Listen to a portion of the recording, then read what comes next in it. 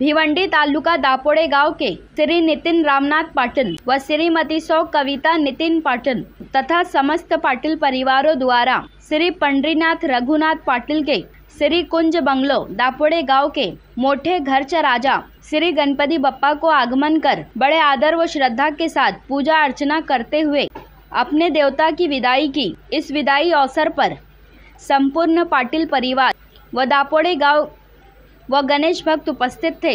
गणपति बप्पा मोरया पुढच्या वर्षी लवकर या, इस आशा के साथ अपने देवता की विदाई की।